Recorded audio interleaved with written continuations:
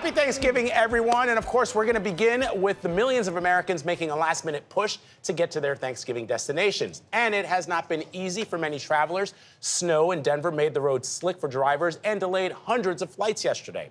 A shortage of air traffic controllers caused more delays at Newark Liberty Airport. Drivers had to deal with heavy traffic in cities across the U.S. And we are also learning about an accused stowaway on a flight from New York. Kris Van Cleave is at Washington's Reagan National Airport this morning. Kris, good to see you. Happy Thanksgiving.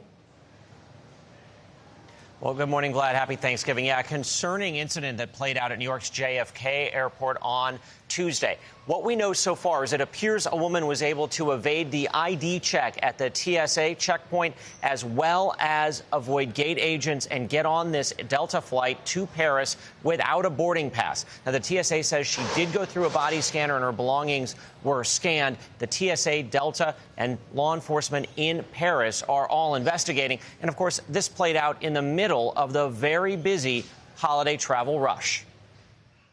The great Thanksgiving getaway meant a sea of brake lights in Los Angeles last night as the last-minute rush out of town had millions of Americans coast to coast crowding the roads. Traffic is brutal. North of Baltimore, the Sanowski family was finding their drive to New York slow going, but Mom Carrie doesn't mind.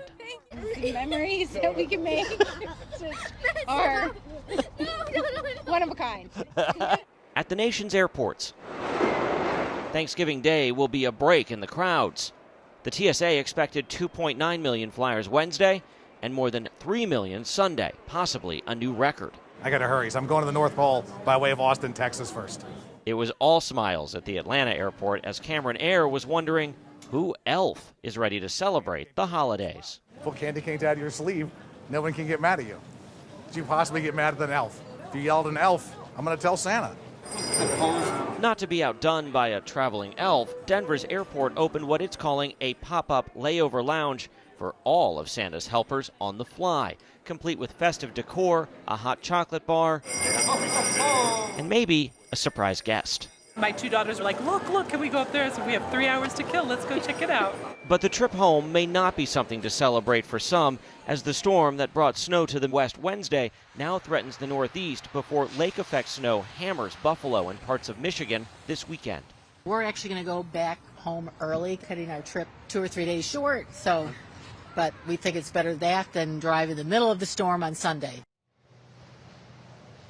And we'll be monitoring the effects of that because AAA says the busiest times on the road, Sunday afternoon and Monday morning. Similar story at the nation's airports. Adriana. Kris, let's go back to that stowaway because we cannot stop talking about it here in the studio. How did she hide on that plane for 7 hours? Or did she find an empty seat? What do we know about it, if anything? Well, we don't know how many passengers were on the plane, but there's reporting that one of the flight attendants got suspicious because she apparently was making frequent and very lengthy trips to the bathroom. That prompted some questioning on board. The flight attendants do have a manifest of all of the ticketed passengers. Obviously, her name was not on that list. They know what seats those people are supposed to be in, so it's likely that's how they figured out they had a stowaway on board. They notified law enforcement, and she was taken into custody upon landing. It is a crime to stow away on an airliner.